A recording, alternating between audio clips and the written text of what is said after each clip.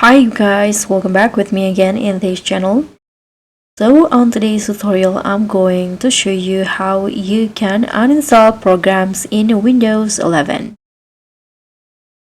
So to start, you can just open your Windows settings. You can press on Windows plus I on your keyboard. And in here, you can just click on apps. Go click on install apps. And then here you can just find the program that you want to uninstall. For example, here I'm going to uninstall this. You can just click on the three dots next to the program you want to remove and then hit on uninstall.